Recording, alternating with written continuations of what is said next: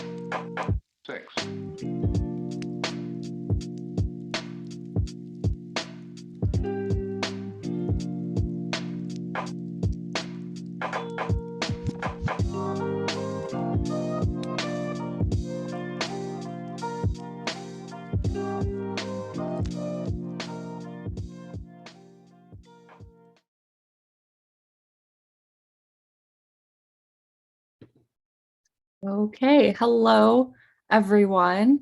We're so glad that you're here with us with Ugo today. We're having the best health equity speaker series episode ever today. I want to share some things before we get started for people who may be joining outside of GlobeMed or watching this recording later. But I wanted to share a bit about who we are and what GlobeMed does. And so at GlobeMed, we aim to mobilize a community of students and grassroots leaders to improve the health of people around the world. And GlobeMed students learn about health equity leadership directly from the experts who would be our grassroots partners.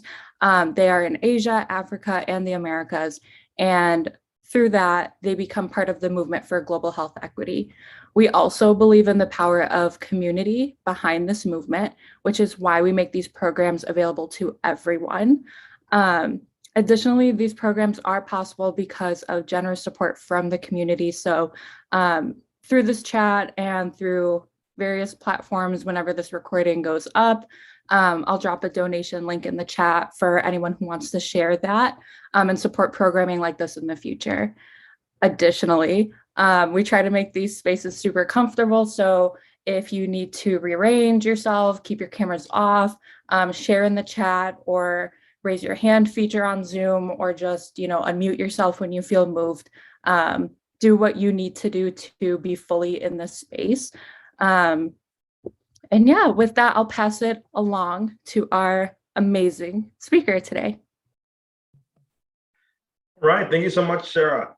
Hi, everybody. My name is Ugo Okere. My pronouns are he and him, and I wasn't exactly sure in what capacity I was being asked to speak today, but I am the policy director of a labor rights organization called Raise the Floor Alliance. I'm also the chair of the 25th Ward Independent Political Organization and the Deputy Democratic Committee person of the 25th Ward. And I'm also a Loyola University Chicago graduate, if there are any others here in the chat today.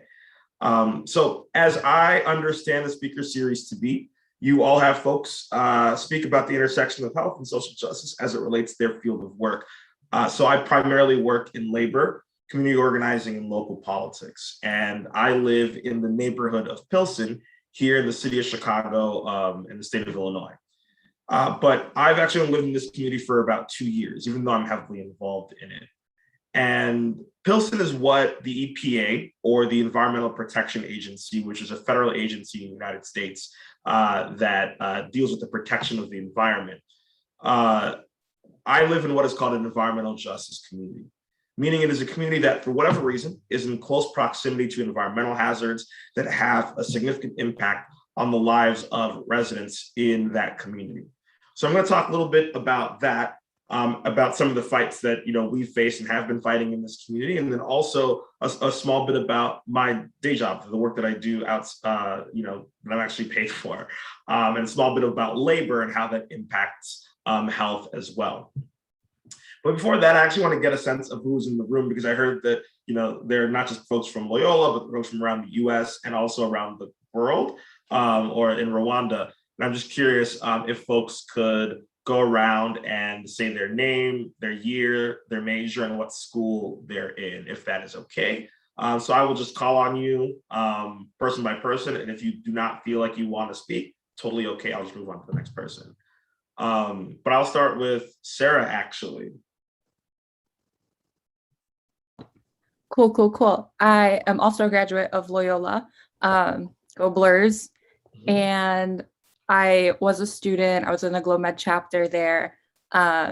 Also first gen student. And then I liked GlobeMed so much at the chapter level that I stuck around headquarters. And now I do community impact stuff, learning, curriculum, engagement, all of the things. Headquarters is a really cool place to be at. So, and I use she, her pronouns. Awesome. Thank you, Sarah. Priya? Hi, I'm Priya. I'm also a GlobeMed alum, and I'm from the George Washington University. Thank you. Sata Cham? Hello, my name is Sata Cham, and I'm currently an intern, a communications intern at the GlobeMed headquarters. I go to Hunter College in New York City, and I'm an anticipated public health major, minoring in international relations. Thank you. Becca? Oh, Becca's connected to audio. We'll just go ahead with George.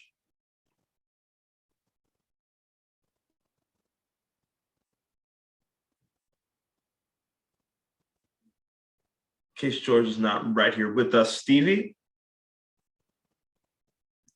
Hi, I'm Stevie. I'm also a GlobeMed alum from Northwestern. So, Awesome, thank you. And then Becca, if you can hear us. Becca might be having audio issues. So I'm just going to go ahead. If you want to introduce yourselves in the chat, please feel free. So great. Thank you for indulging me in that. So like I said, I live in the neighborhood of Pilsen, which is located in the southwest side of the city of Chicago. The southwest side, and specifically Pilsen, is a primarily Latino area. And it's a heavily working class area. And most of the people who live here are not particularly wealthy. It's also an area with many industrial corridors. And that just means that the area is dedicated to particular types of industry, like factories, processing plants, shredding plants, et cetera, et cetera. But there's a reason that this kind of industry is so close to a community like mine. Metal shredding companies, gas companies, smelting facilities, all of these kinds of industry produce a lot of pollution and fundamentally impact the air quality and soil quality in our neighborhood.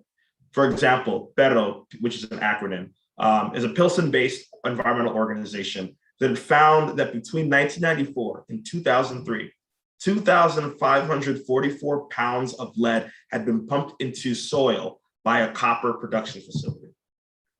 For over a decade, a generating station in our neighborhood a power generating station, had been pummeling the air with hundreds of thousands of pounds of barium, lead, manganese, hydrochloric acid, and 9 other dangerous types of compounds. And BERO had worked to collect and analyze the soil and air quality in Pilsen because of things they were seeing on the ground in terms of health outcomes of their community. Chicago actually has a higher rate than normal of asthma than the national average. And having asthma, in conjunction to everything else these communities undergo, can and has led to people dealing with worse lung diseases, getting respiratory illnesses, and cardiovascular illnesses too. And remember how I said that there's a reason these kinds of hazardous facilities are near communities like ours. It's because zoning and development are not just aesthetic choices, but political ones. So the decisions of how cities decide where certain kinds of businesses go, certain kinds of factories go, certain kinds of developments go, that's all zoning. And it's a lot easier to stick industrial corridors in places where people of color live. Because it's not necessarily, no one wants to live near an industrial corridor, no one wants to live near a factory, no one wants to live near pollution. But it's a lot easier to stick those in these kinds of communities because we don't have the same kind of political power that say wealthy, rich, and white residents in neighborhoods like Lincoln Park, where homes are worth millions of dollars. We don't have that same kind of political power that they have. Elected officials in the past in our community have also chosen to sell us out and not protest and fight against certain kinds of industry coming into our community. And residents have been fighting. They've been fighting for a very long time. They protest, they make demands of these businesses, they complain to the Environmental Protection Agency, to statewide agencies, to local agencies, hoping that someone will hear them and actually fight for them. But a lot of the times, these fights can be unsuccessful because these businesses are powerful and our residents are oftentimes overlooked, no matter how much we fight back. But sometimes we win. Just last week, the Attorney General of the state of Illinois, Kwame Warul, sued a metal scrapper in our community for violating air pollution regulations. So 2021 emissions tests showed that the facility's shredder was shooting this volatile organic matter into the atmosphere at 40% over the mandated requirement. And then earlier this year, General Iron, which is a plant that was shut down, was planning to relocate on the southeast side of the city with the approval of the mayor, was stopped by the EPA. And that took a very, very long time to fight back against. There was also a hunger strike that people participated in to stop that shredder from moving, that General Iron plant from moving to the southeast side, which our alderman Byron Ticho Lopez actually took part in as well. And so, how is this exactly important to like GlobeMed, right? How is it important to students who are studying medicine who plan to go into that kind of line of work? Because I think oftentimes we separate medicine and the conversation of health from social justice. We view it as this kind of objective thing when it's obviously, as you all who are in this chat know very well, it's something that is deeply interconnected. Because it's important because one of the most often used ways of talking about health disparities among different races and different ethnicities is saying that X group is disproportionately impacted by X illness. But the problem is that most of the time, the conversation stops right there. And that's a problem. Because when it does, it allows people to run off into 100 different directions about why certain groups might suffer more than others. It can be dangerous societally, but it can also be dangerous because it impacts the biases that you all will have as health professionals. And all health professionals have some kind of biases because they're exposed and grow up next to different people, and that may not be everybody's experience.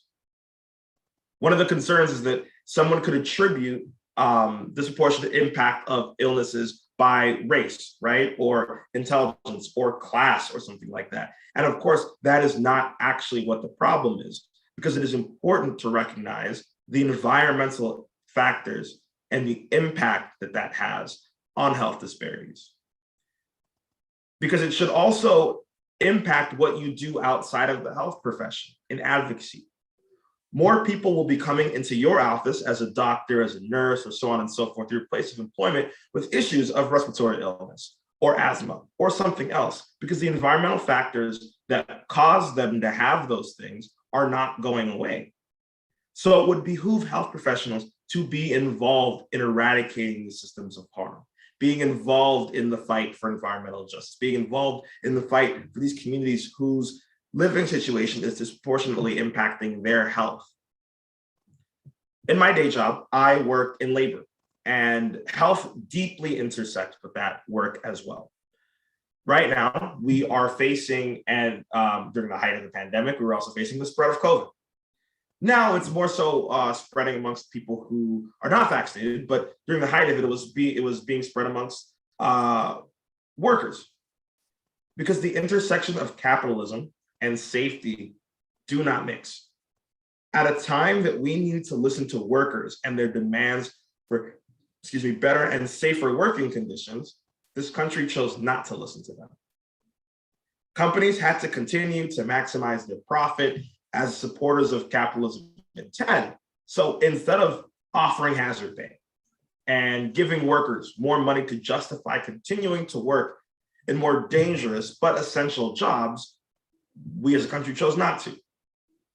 Instead of coming down hard on businesses who violated COVID health regulations, again, we chose not to. And instead of straight up just closing businesses that were not essential down for the sake of the health of workers, again, we chose not to. And at Raise the Floor Lines, where I'm policy director, we tried to think about the work we were doing and how we can flip it to address this issue of worker health and safety. In a lot of workplaces, workers weren't going up to their bosses and telling them that they needed to improve their health and safety standards because their coworkers were getting sick and dying. They weren't going up and telling their employers, like, look, we need to change things. We need to do things as COVID regulations require. But it wasn't because they didn't want to. They didn't want to because it was terrifying. It was terrifying to do that because they could actually quite literally lose their job for doing something like that. Yes, they could lose their job trying to secure the health and safety of themselves and their fellow coworkers. And it's all thanks to something called at-will employment. At-will employment is US labor law that says you can be fired for a good reason, for a bad reason, or quite literally no reason at all. So employers use this tool to strike fear into the hearts of workers who would dare bring up any issues of health and safety, because it's not illegal to do that, right? But you might go up and tell your employer, hey, we need to really stand 6 feet apart. Like, we cannot have this many people in our factory all at one time because people are coughing and sneezing and whatever. And these illnesses are spreading amongst our coworkers. You could say that, but the boss might take that as, I don't really like someone who's making a fuss in my workplace. You're out, right? And so, again, there's this very strong feeling of fear and insecurity that any moment they could lose their job and they would be out of food on the table, out on the street, and so on and so forth. And so that's why at Raise the Floor, again, we were trying to think ahead about what we can do about this and how can we flip our work to make sure that it addresses this. And that's why we launched a bill called the Secure Jobs Act, which is a bill that would end at-will employment for good by requiring that employers provide a written reason for firing employees. And that reason has to be a just reason. It cannot be for just anything. It cannot be for insubordination. It can't be for, silly things like, I didn't like the color of the shirt that you wore today, which is a reason that someone can be fired. And so that means there will be no more skirting around US labor law, and there will be no gray area here in the state of Illinois, that workers can demand their health and safety and be respected at their workplace. So I actually introduced that, I wrote that bill this past January and introduced it into the state of Illinois state legislature. And I've defended it in both our House and our Senate. And next year we are again renewing the fight and continuing that work.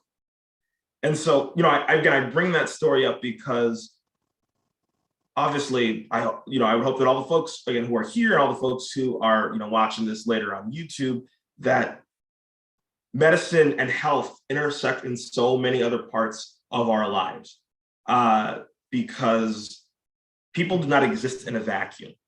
Health does not exist in a vacuum. Health exists alongside the struggles that working people face every single day, living in their communities, living next to factories and businesses that might pollute. It affects the lives of workers who may also work in those factories that are right next to communities. And those factories might be chemical plants. Those factories might be not just pollutive to the community, but pollutive to the people who work there. And so it is important to recognize that even as health professionals, you are needed in this fight too. You are needed in the fight to lift up working people out of the situation that they are in, because it's going to take every single one of us. And it is so important that the people who you are going to see every single day know that you are also there supporting them outside of your workplace, which might be a hospital or a nursing home or something of that nature. And so that's a little bit about the work that I do and how it intersects with health. But I hope to have this be like a conversation. If folks have any questions, more than happy to answer. So that's a little bit about what I do, and again, my intersection with health.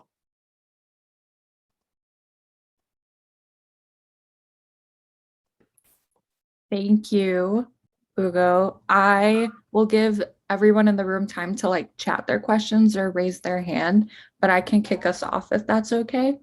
So I reckon that in the process of bill writing, organizing, policy work, there's a lot of drive from people who like agree with what you're fighting for, right? Like who are like, oh, that's happened to me, or I can resonate with that.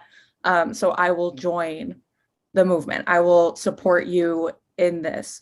But I imagine that because there's two sides to every story, there might be an equal party fighting back against that. So I was wondering if you could like share if that's happened before, or like what does one do in a situation where like your bill is being antagonized or pushed against?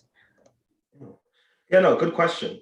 So there are two situations, right?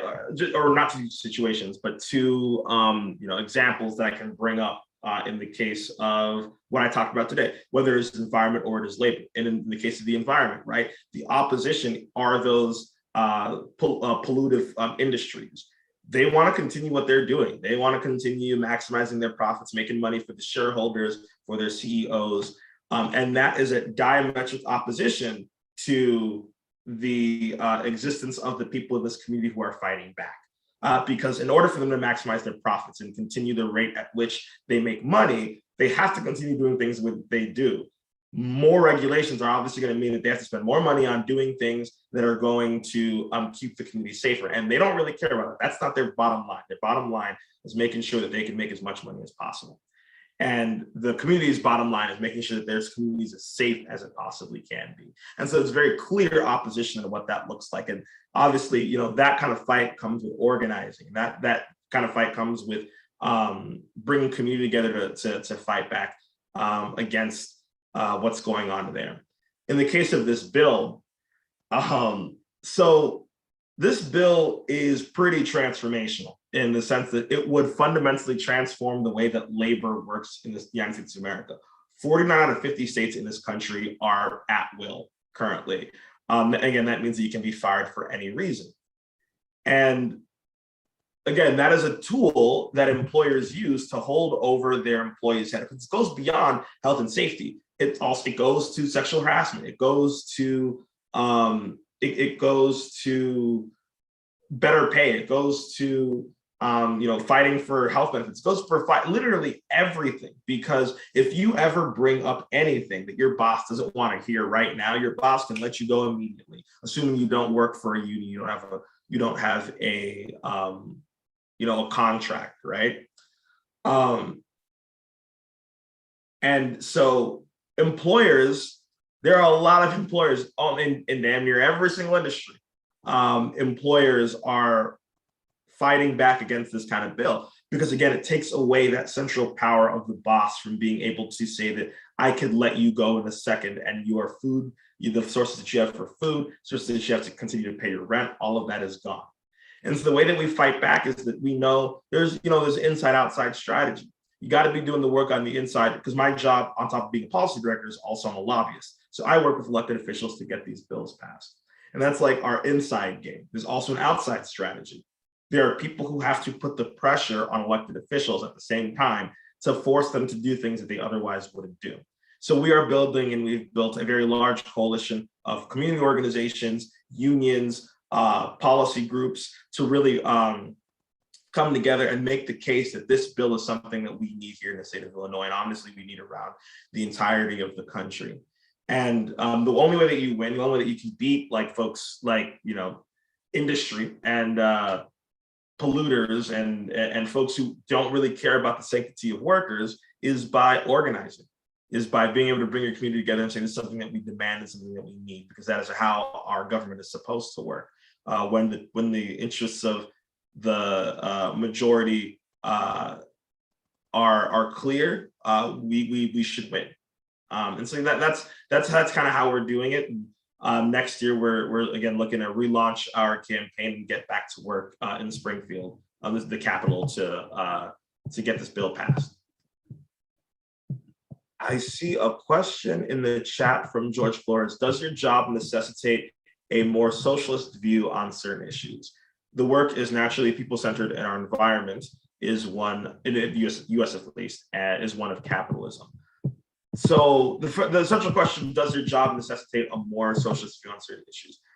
I would say that a lot of people actually in my kind of job are actually not socialists, because you can do this job, I think, and really just phone it in. You can be a policy director or a lobbyist that isn't doing at its core what the people need. You can be a lobbyist for a union or for an environmental agency or for this or that doesn't really put their heart on the sleeve and fight to the absolute limit to get the things that a community needs. I work with people all of the time in this kind of work in Springfield and City Council, who Chicago City Council, who are extremely willing to compromise on pieces of legislation that their community might need, because they want to maybe secure a win, or they want to be able to see that they did something. And I think that kind of operating as a lobbyist in this kind of work, where you're working for people, where you're working for labor, should have as unrelenting of a willingness to compromise as the people on the ground, the workers, the people who are actually, who are having to deal with environmental, degradation. Because to them, there is nothing more important than making sure a piece of legislation is passed. There is nothing more important than making sure an environmentally dangerous coal plant is closed. Right? There's nothing more important than that. And so I think that the lobbyists, folks who are fighting on the inside, have to come with the same kind of vigor and strength. And I don't think that it means you can never compromise, and it means you can never come to a middle solution. That's not what I'm saying. What I'm saying is that what I have seen is a lot of people who are not willing to take on the extremely powerful in these kinds of roles. But I think if you're going to do it well, at its core, you have to have a view of the world that is anti-capitalist, because capitalism on its face is inherently exploitative. It is inherently a system that prioritizes the maximization of profit at the expense of literally anything else, whether that is the health and safety of workers, or that is the health and safety of communities across the country. And so we need to have a system that actually believes in the well-being of every single person first and foremost. And so that's kind of my answer to that question. Question from Becca. This may be specific from state to state, but how does one get into policy change and political activism? So interesting question. I got into policy change and political activism in, sort of not necessarily direct or indirect way, but actually ran for office. I ran for city council here in Chicago's 40th ward on the north side of our city. And I had not been in a policymaking position prior, but I had been interned for congressional offices and city offices, and I had done organizing work on my at Loyola's campus, and I felt prepared for that kind of a role. And I did not win the election, but after that I was working in. I got hired on by an organization called Grassroots Collaborative to run the $15 minimum wage campaign to get to $15 by 2021 in the city, which we won, and that was great. And after that, someone had seen the work that I was doing, not just on that campaign, but also my aldermanic campaign, the one where I ran for city council. And they said that they could understand the vision that I was of the world that I wanted to see, and that was important for the kind of policy that they wanted to build. Because I think there's two parts of it. Like, you can go to public policy school and then be a public policy person, but I think there's a fundamental understanding of a world that you want to live in. I think that is important if you're trying to go into policy in any particular sector, right? And you are much more attractive to nonprofits and organizations and companies who care about policy if you can, build a vision, or you can illustrate a vision of a world that you want to see. But in terms of just advocacy, political activism, it's so important to get involved locally. That is where you're going to see the vast majority of the change that you want to see. That's actually why I ran for city council, because I wanted to know that if I were to get elected and pass a law, that I know that literally the next day you'd see the effect of that law.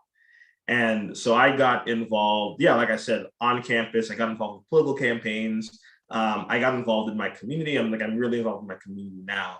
And your community, all of our communities need so much. So I think it's really important to get started with local organizations like right next to you, because that will be what drives you, what makes you the most passionate and drives you the most, because you have a stake in it yourself.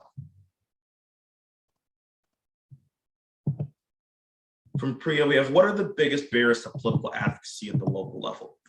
I would say that the largest barriers are really time and energy. At the local level, looking at communities like mine, for example, it can be hard to be politically active. Live in a working class community. It is really hard to balance this system of capitalism that requires us to be working so often and so much, to then be able to clock off of your 9-to-5 job and then go into a meeting, and then also be able to take care of your kid, and then also be able to cook dinner and to make sure that everything in your home is okay. It's really hard to be able to balance the demands of your job with childcare and with caring for your home and caring for your family, and trying to have your mental health in order, and trying to make sure that you have a social life, and trying to make sure you have all of these little things that are all part of being human that are taken away from you because so much of your time is spent working. I think that's a really huge barrier, is just lack of available free time to be able to do these kinds of things. That's why we literally hire organizers. Organizers at its core have always been people who have just been affected by the issues that affect them. But for a long time now, they have also been people that we pay to do this work because it is so time consuming. There's also a lot of some of the barriers can be also racial and ethnic. It can be very hard to get involved in politics as a person of color, because the systems that exist in politics were not invented, were not built to support us. And so it can be very, what's I'm looking for? It can be very dehumanizing, it can be very debilitating, have to engage with them constantly. Even electoral politics, for example. It is hard to want to care about electoral politics when you see people who might look like you in office do really terrible things to your communities. And so I think from everything from apathy because of things like that, all the way to the literal barriers of capitalism and demand for your time and so your labor are all reasons that people don't get involved.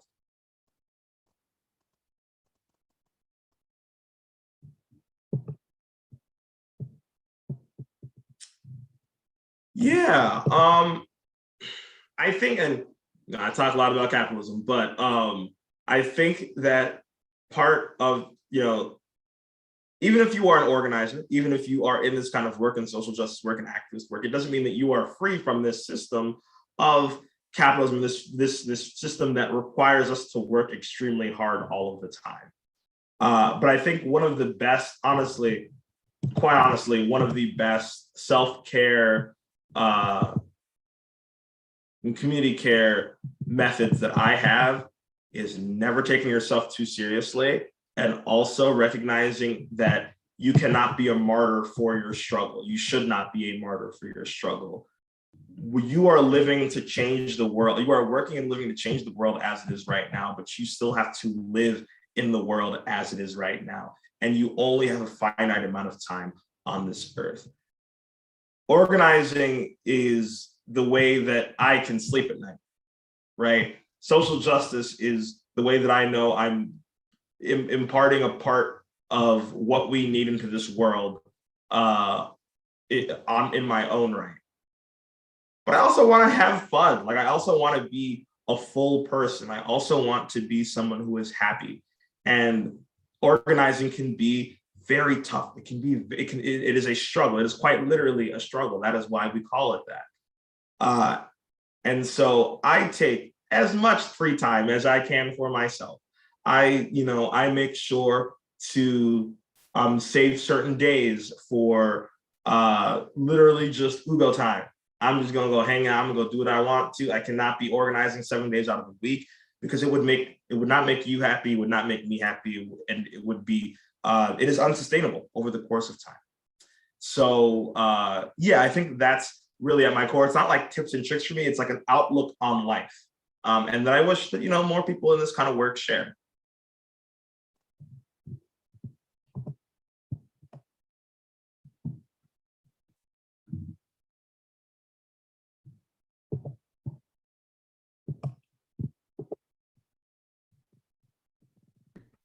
I have a question I can jump in with. So we've had conversations a few times with different groups within the network who at times have felt pressure to maintain like a certain appearance or like definition of professionalism, whether that's like an outdated representation of what being a quote unquote professional is, because they want to work in like medicine or public health or business or some other field, but like that idea of professionalism is weighing them down and taking away from like the passion that they have in their work. And I thought this would be a great question to throw in there because you've just described that like being a whole person is also something that is like necessary in this work. And so I was wondering if like, do you ever feel the pressure of like maintaining a professional appearance or just in the way that you like represent what you're working for and like how that wrestles with being an authentic person in a job that deals with people? Yeah, I mean, of course, I think that especially in work like politics, right? Professionalism is something that constantly is something that you have to maintain because professionalism at its core, it's a performance, right? Like you're performing this idea that you are at all times straight and narrow and like doing really important government work, and you're never like laying about and doing anything lackadaisical. You're always working hard and you're always trying to be you're always respectful and all this kind of stuff. And like that's not the reality of who we are. Again, it's a performance at its core. Do I feel that pressure? I think sure, yeah, absolutely. Like I feel that pressure to constantly, all of the time, be on my P's and Q's. Like I can never tweet out of pocket tweets on Twitter because of that, right? Because I know that I'm gonna have to see elected officials the next day. I might have to talk to them later. I might have to do this. I might have to dress a certain way if I were to go speak to a legislator or this or that. But I think that obviously our ideas of professionalism are antiquated. And over the course of time, we are changing that little by little. And it's the brave people in positions of power who get to define that and who get to move the conversation in a direction that I think is helpful for all of us. Like, for example, like Alexandria Ocasio-Cortez, right? The representative from New York. is kind of breaks down the walls of what the idea of professionalism is, right? Like she takes Instagram in her like pajamas and talks about her skincare routine. Like she might talk about conversations that she has with their colleagues, which you're not supposed to do. But like these are conversations that are happening between elected officials that are important for their constituents to know, like, this is how things are going down in Congress. And I need you to understand that this is why I'm making the decisions that I'm making. And that might be considered unprofessional. Whether it is your clothes or your manner of speaking, as long as I think being respectful is a different thing. But I think when you make in those positions of power, like when you're a doctor, when you're a nurse, when you're whatever it is, when you're an administrator of a hospital, when you are this or you're that, it is important for you to remember this struggle that you have with professionalism too. And not allowing this, again, idea of professionalism to weigh down people who were in the situation that you were as well. Have the courage to say that, no, we're going to do things different here. We want people to be comfortable more than we want them to perform professionalism.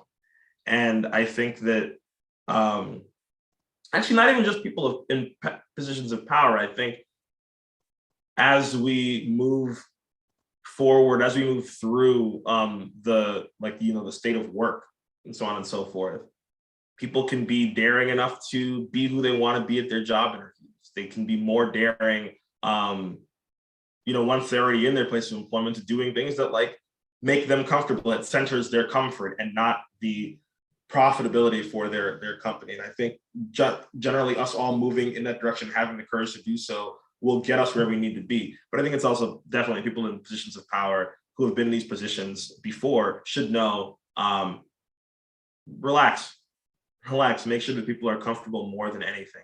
And I think that's how you're gonna, build a world that's just more accepting of people than it ever has been before.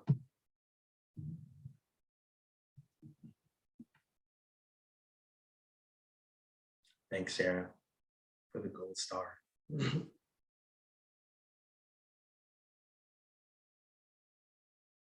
Any other questions?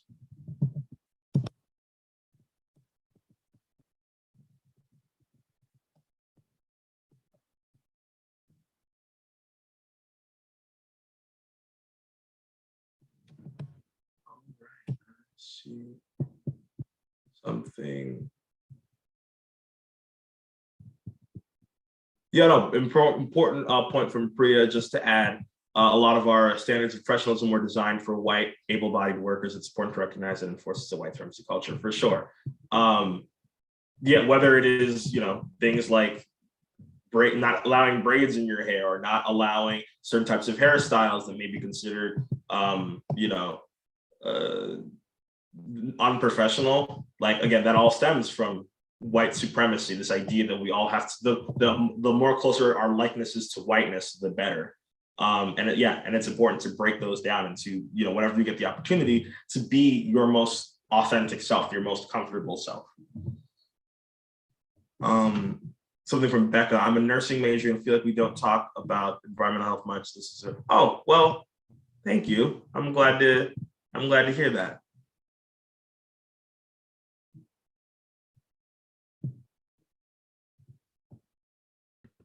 I also have rapid fire questions that are not related to health equity, if you're down. Sure, I've got time. Okay. Favorite show, recent show, anything you're watching these days? Squid Game. I'm sure all of you have heard about this.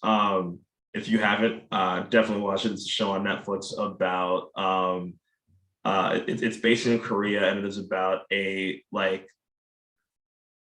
it's a game in which those who are heavily in debt participate in, and they are required to do a series of games. There are like 6 games, and each of these games are extremely violent there's a large chance that they are fatal for people who are participating in these games. But it's being run by this whole syndicate that and every single time that someone dies, the total amount of money gets higher and higher and higher that you could get. And it's supposed to be an allegory to capitalism, and how we pit people against each other in in a system that is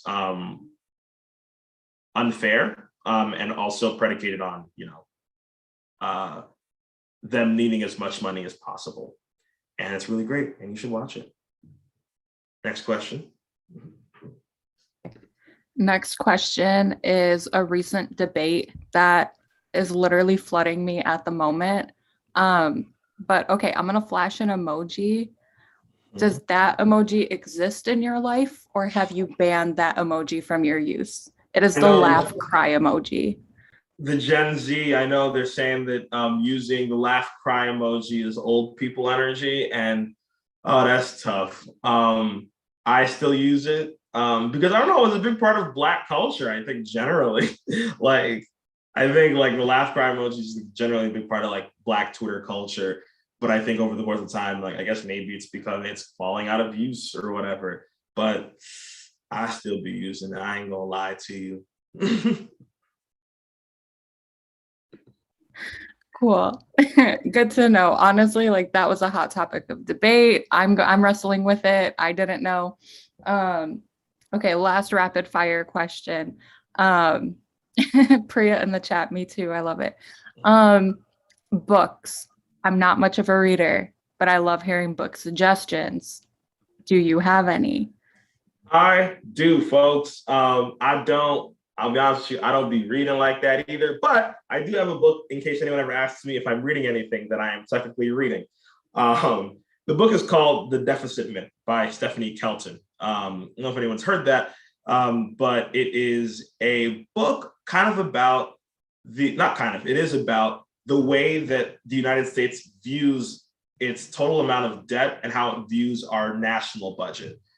Because we have a problem in this country of viewing our budget and our debt in terms of household debt, which is not the same at all. So back in 2008, 2010 or whatever, when the recession was happening, a reporter asked Obama, so Mr. President, when are we going to run out of money? And Obama said, we're actually already out of money. That was a stupid answer because that's not how the US government, that's not how currency works. That's not how a fiat currency works, which is what we have, in which we quite literally print our own money, and our money is only backed by the full faith and credit of the United States. And the book goes on to mention why it is important that we change our view of debt in the United States to being not one of a household budget, but recognizing how how a country's debt works, because that means that we can actually invest in things like Medicare for all. We can invest in social housing. We can invest in all the things that we actually need. And we can stop retiring this use of who's going to pay for it? How are we going to pay for it? How are we going to do this? How are we going to do that? When in reality, we could just do these things and the country would be much better off for it. That sounds super cool. Might read. Those were my rapid fire questions. In a nutshell, this is how I will close this out today. First, a huge thank you. If everyone could find the clap emoji on Zoom or just sing Ugo some praise in the chat. This was super informative. I love this relaxed space. I love how chill you were with answering our questions and how informative everything you shared was. So thank you so much. We have these health equity speaker series episodes, quote unquote, live streams once a month towards the 3rd or 4th week of every month. They're advertised on our website calendar, which I will link in the chat. But also, that calendar will have future programming that all are welcome to. And so if anyone's interested, definitely check out our website. And again, if anyone would like to invest in our community of learners and leaders, that chat with a cute little blurb is also going in the chat. I think I said chat twice, but that link is also going in the chat. And then for the final link I have for everyone here today, we have a feedback survey about this program. So like I said, Ugo did a great job and we'd love to hear your feedback on the session, if this was helpful for anyone, if there's any suggestions about future speakers we should reach out to, things that made this space awesome. And you can also sing more praise for Ugo in there as well. So if everyone can take some time tonight to fill that out, we would love that. We would appreciate it so, so much. And with that, here's how I'll close us out. I'll put Spotify back on. Anyone's welcome to hang out. You can also leave, do what you will, and enjoy the rest of your day. But, you know, one more time, just to bring it home. Thank you so much, Ugo. Thank you for having me. I appreciate it, everybody. Thank you. And thanks for all the insightful questions from everyone. Have a good night.